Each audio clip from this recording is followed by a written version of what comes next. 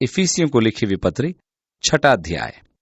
हे बालकों, प्रभु में अपने माता पिता के आज्ञाकारी बनो, क्योंकि यह उचित है। अपनी माता और पिता का आदर कर, यह पहली आज्ञा है जिसके साथ प्रतिज्ञा भी है। बच्चों, प्रभु में अपने माता पिता के आज्ञाकारी बनो, क्योंकि यह उचित है। यदि तुम्हारे माता पिता धार्मिक नहीं हैं और यदि वे आपसे कुछ कराना चाहते हैं या कुछ चाहते हैं जो आत्मिक तौर पर उचित नहीं, तब मैं नहीं समझता कि आज्ञाकारिता आवश्यक है, परंतु प्रभु में अपने माता पिता के आज्ञाकारी बने। यहां परमेश्वर का विवेक ऊंचा है, इसलिए मनुष्यों की नहीं, परमेश्वर की आज्ञा माननी चाहिए। यदि मुझसे कुछ ऐसा कराना चाहते हैं जो मेरे विवेक को तोड़ता है, तब मेरे जीवन का मापदंड होना चाहिए। जब पत्नी अपने आप को पति को सौंपती है, तब भी परमेश्वर के सम्मुख कार्य का मापदंड होना चाहिए। यदि तुम्हारा पति ऐसा हो जो कुछ चाहता है जो परमेश्वर के खिलाफ है, तो अब अपने आप को उसके हाथ नहीं सौंपना। तुम्हारा पति सच में प्यार नहीं करता जैसा मसीह ने कलीसिया से किया, नहीं तो वो ऐसा करने को नहीं कहता। इन सब बातों में परमेश्वर का अधिकार हमारे जीवन में ऊंचा है और हमारा विवेक उसके प्रति शुद्ध है। अपने माता पिता का प्रभु में आदर करो, क्योंकि यह उचित है कि अपने माता पिता का आदर किया जाए। यह पहला नियम है जिसके साथ एक प्रतिज्ञा भी जुड़ी हुई है, और वह है पृथ्वी पर हमारी दीर्घ आयु। 4 आयत में, और हे बच्चे वालों, अपने बच्चों को रिस न दिलाओ, परंतु प्रभु की चेतावनी देते हुए उनका पालन पोषण करो। माता पिता, अपने बच्चों को क्रोध न दिलाइए। यही एक क्रूरता मैंने देखी है जिसे पिता करते हैं कि अपने बच्चों को बर्बादी तक चिढ़ाते हैं और छोटे प्रिय बच्चों को लात मारते हैं। हाथ में बिस्कुट या टॉफी रखकर उन्हें दिखाते हैं, और जब वो लेने आते हैं तब हाथ खींच लेते हैं, और जब तक बच्चा निराश होकर चिल्लाने न लगे वे उन्हें देते नहीं हैं। अपने बच्चों को क्रोध या रिस न दिलाओ। यह क्रूरता है, यह ठीक नहीं है। यह बच्चों का मानसिक तौर पर दुरुपयोग करना है। लेकिन कुछ लोगों के बच्चों को निराशा में, जब वो कुछ कर नहीं सकता, देखने में मजा आता है। अपने बच्चों को रिस न दिलाओ। हमें कठिन सफलता की मांग करके भी बच्चों को रिस दिला सकते हैं। आखिर ये मेरा बेटा है, इसको ये करना चाहिए, इसको वो करना चाहिए, नहीं तो, ऐसा कहकर हम अपने बच्चों को रिस दिला सकते हैं।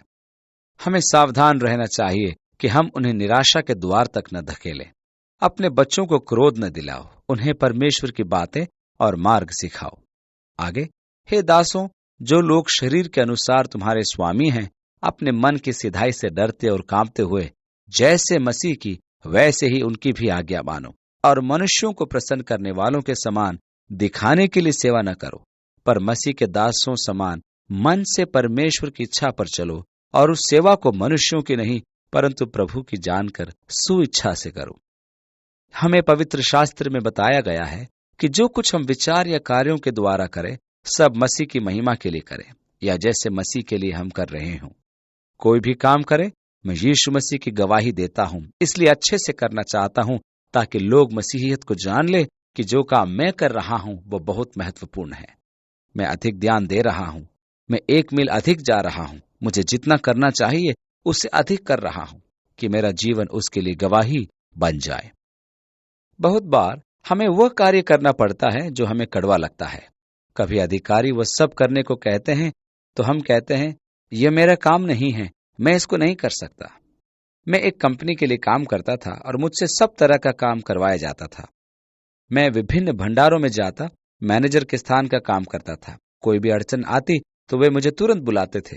कभी मैं भंडार में जाता और वे गंदा होता क्योंकि सफाई कर्मचारी नहीं होते थे। मैं कमरा साफ करता, फर्श पर झाड़ू लगाता, और मैं सोचता था जो वेतन मुझे मिलना चाहिए था वो तो मुझे मिलेगा ही, इसलिए क्यों न मैं थोड़ा और काम करूं। मैंने एक सम्मानित कर्मचारी की छवि बनाई जो हर काम करता है, क्योंकि जो कुछ मैं करता मसीह के लिए करता था, और मैंने जाना कि वे मेरे समय की पगार देते हैं, इसलिए जब तक मैं यहां हूं जो वे कहेंगे मैं करूंगा। जो भी करो मसीह के लिए करो, मनुष्यों को प्रसन्न करने के लिए नहीं, परंतु प्रभु को खुश करने के लिए, ताकि हम उसके गवाह ठहरें। 7वीं आयत में, उस सेवा को मनुष्यों की नहीं परंतु प्रभु की सेवा जानकर सच्चे हृदय से करो, क्योंकि तुम जानते हो कि जो कोई जैसा अच्छा काम करेगा, चाहे वह दास हो चाहे स्वतंत्र व्यक्ति, वह प्रभु में वैसा ही प्रतिफल पाएगा। मैं अंततः प्रभु से प्रतिफल पाने की प्रतीक्षा कर रहा हूं। हे स्वामियों, तुम भी अपने सेवकों को डराना धमकाना छोड़कर उनके साथ प्रेमपूर्ण व्यवहार करो, क्योंकि तुम जानते हो कि उनका और तुम्हारा दोनों का स्वामी स्वर्ग में है और वह किसी का पक्षपात नहीं करता। प्रारंभिक कलीसिया के समय जब गुलामी प्रथा थी, तब कलीसियाओं में आने वाले बहुत स्वामी होते थे जिनके साथ गुलाम भी होते थे। मजे की बात यह है कि एक गुलाम पूरे सप्ताह अपने स्वामी से आज्ञाएं लेता था, पर जब वो कलीसिया में जाता और वहां का गुरुजन होता था, तब उसका स्वामी साधारण सदस्य के समान होता था। इस तरह कलीसिया में सारे हुक्म उल्टे हो जाते थे। परमेश्वर के सामने पद का कोई महत्व नहीं था। आगे, प्रभु में और उसकी शक्ति के प्रभाव में शक्तिशाली बनो। परमेश्वर के सारे आत्मिक हथियार बांध लो कि तुम शैतान की युक्तियों का सामना कर सको। हमारा यह युद्ध लोहू और मांस से नहीं, परंतु शासकों से, अधिकारियों से, इस संसार के अंधकार के अधिपतियों से और उस दुष्ट की आत्मिक सेनाओं से है जो आकाश में है। इसलिए परमेश्वर के सारे हथियार बांध लो कि तुम बुरे दिन में उसका सामना कर सको और सब कुछ पूरा करके विश्वास में स्थिर रह सको, खड़े रह सको। अब हम पत्री के आखिरी हिस्से में आते हैं और यहाँ विश्वासियों के आत्मिक हथियारों के बारे में कहा गया है।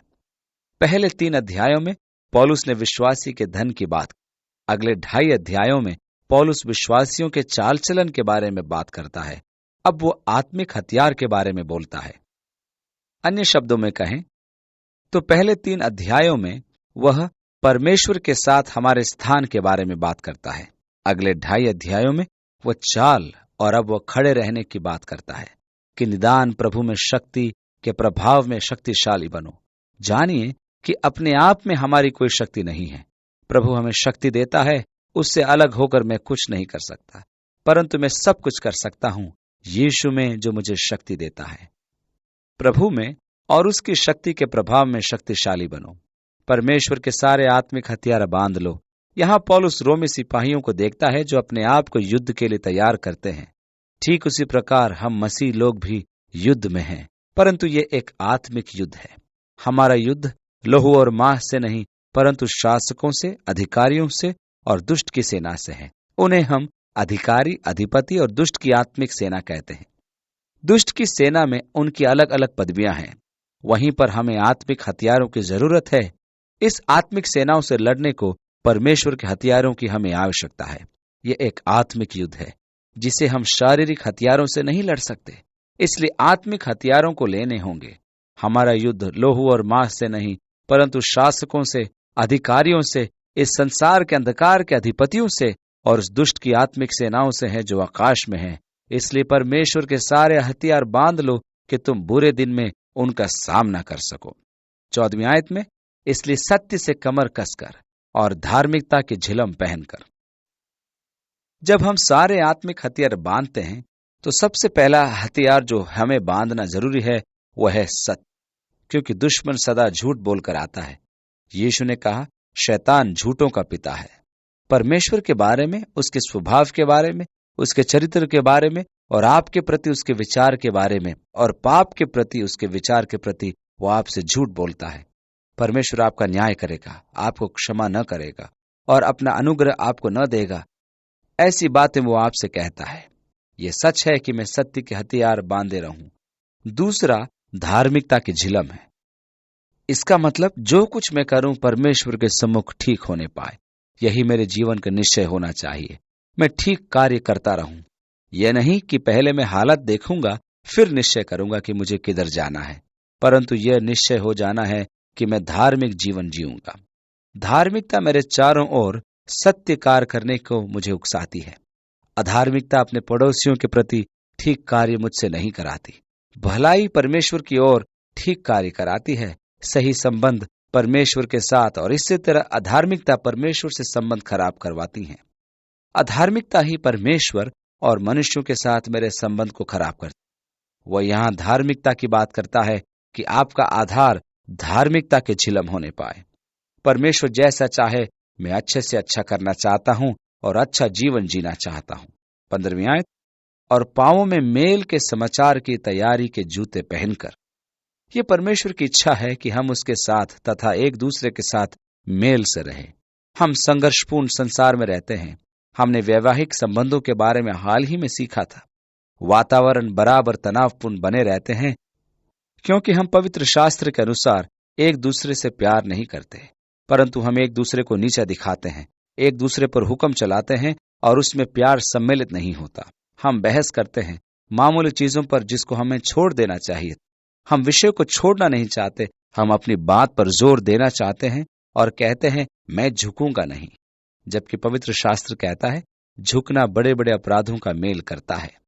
बहुत बार तनावपूर्ण हालात में जब तलवारें निकल गईं और कलह बढ़ रहा है, सारी समस्या का हल एक मनुष्य के ये कहने से होता है, मैं समझता हूं कि तुम ठीक हो, मेरा यूं बहस करना मूर्खता थी, तुम ही शायद ठीक हो सकते हो, मुझे क्षमा करो। यह समस्या को समाप्त कर सकती है और अचानक क्लेश चला जाएगा।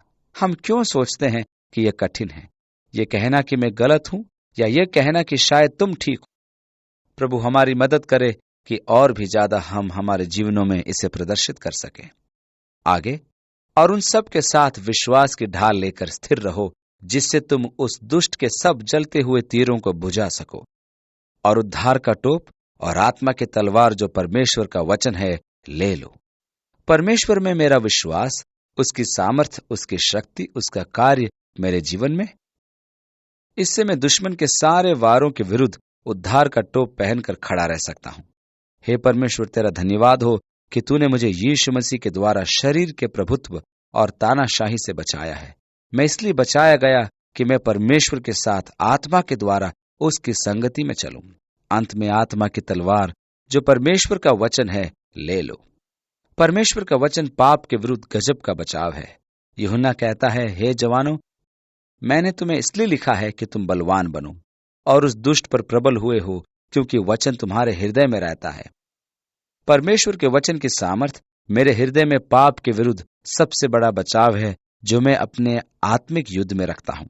परमेश्वर का वचन मेरे हृदय में छिपा रहता है, जो मुझे सिखाता है, बचाता है और बलवंत करता है। 18वीं आयत, और हर समय और हर प्रकार से आत्मा में प्रार्थना और विनती करते रहो, और इसीलिए जागते रहो कि सब पवित्र लोगों के लिए लगातार विनती किया करो। प्रार्थना एक बहुत बड़ा आत्मिक हथियार। आत्मिक हथियारों में प्रार्थना सदा आत्मिक युद्ध में निर्णायक साबित होता है। प्रार्थना और विनतियां आत्मा में दृढ़ता और याचना के साथ सभी संतों के लिए और मेरे लिए भी की जाएं, और पौलुस कहता है, ऐसा ही आप मुझे दे कि मैं अपना मुंह दृढ़ता से पवित्र शास्त्र के भेदों को खोलने के लिए खोलूं। कितनी अच्छी बात है कि प्रारंभिक कलीसियाओं में अधिकतर दृढ़ता और परमेश्वर के सत्य को घोषित करने के लिए प्रार्थनाएं होती थी। इसका कारण यह था कि जो लोग वचन प्रचार करते थे उन्हें सताया जाता, बंदीगृह में डाला जाता और कभी कभी मार भी डाला जाता था। करीब 60 लाख लोग सुसमाचार सुनाने के कारण कलीसिया के आरंभ से पहले 270 वर्ष पूर्व मृत्यु के घाट उतारे गए। करीब 60 लाख लोग शहीद हुए हैं। इसलिए इसमें शंका नहीं कि उनमें दृढ़ता एवं संकल्प था, क्योंकि मेरी गवाही मेरा जीवन भी ले सकती है। आपको धमकाया भी जा सकता है कि आप चुप रहें। प्रारंभ की कलीसिया में एक सताव के बाद जब प्रेरितों को पीटा गया और चुप रहने को कहा गया कि आगे को यीशु मसीह के बारे में फिर न बोलें, वे लोग वापस लौटकर अपना अनुभव बताते थे कि वे कैसे पिट गए और न्यायाधीश के सम्मुख उन्होंने क्या कहा। हम प्रार्थना करें कि परमेश्वर हमें दृढ़ता और हियाव दे कि हम सत्य को बराबर सुनाते रहें। उन्होंने प्रार्थना की और वह स्थान हिल गया और पवित्र आत्मा उन पर उतरा और वे सच्चाई का सुसमाचार बड़े हियाव से सुनाते रहे। पौलुस प्रार्थना करता है और प्रार्थना मांगता भी है। 19वीं आयत में, और मेरे लिए भी कि मुझे बोलने के समय ऐसा प्रबल वचन दिया जाए कि मैं हियाव से सुसमाचार का भेद बता सकूं, जिसके लिए मैं जंजीर से जकड़ा हुआ राजदूत हूं, और यह भी कि मैं उसके विषय में जैसा मुझे चाहिए हियाव से बोलूं। मैं बहुत बार सोचता हूं, जब हमें कोई बुरी नजर से देखता है या जब कोई हमें मसीह की गवाही देने के कारण नीचा दिखाता है, हमारा व्यवहार कैसा होता है। ओह, क्या तुम यीशु के चेले हो? वाह, अजीब बात है। हम चुप रहते हैं क्योंकि हमें किसी के कथन ने दुख पहुंचाया है। स्मरण करें कि प्रारंभिक कलीसिया ने कैसे कैसे दुख उठाए। यहां पौलुस कैद में है क्योंकि उसने पवित्र शास्त्र का प्रचार किया, और वो कहता है, कृपया प्रार्थना करें कि परमेश्वर मुझे हियाव दे कि जैसा मुझे बोलना चाहिए मैं बोल सकूं, कि मैं इन बातों से न डरूं कि मुझे कैद में डाला गया, मेरे जीवन को धमकाया गया और कि नीरो सम्राट मेरा सिर कटवाएगा। हमें आज प्रारंभिक प्रेरितों के वरदान चाहिए। अब मेरा शेष समाचार भाई तुखिकुस आपको सुनाएगा। और तुखिकुस, जो प्रिय भाई और प्रभु में विश्वास योग्य सेवक है, तुम्हें सब बातें बताएगा, ताकि तुम भी मेरी दशा जानो कि मैं कैसे रहता हूं। उसे मैंने तुम्हारे पास इसलिए भेजा है कि तुम हमारी दशा को जानो और वह तुम्हारे मन को शांति दे। परमेश्वर पिता और प्रभु यीशु मसीह की ओर से भाइयों को शांति और विश्वास सहित प्रेम मिले। जो हमारे प्रभु यीशु मसीह से सच्चा प्रेम करते हैं, उन सब पर अनुग्रह होता रहे। आमीन। परमेश्वर पिता और प्रभु यीशु मसीह की ओर से आपको शांति मिले। आप जो हमारे प्रभु यीशु मसीह से सच्चा प्रेम करते हैं, आप पर उसका अनुग्रह बढ़ता रहे। आमीन।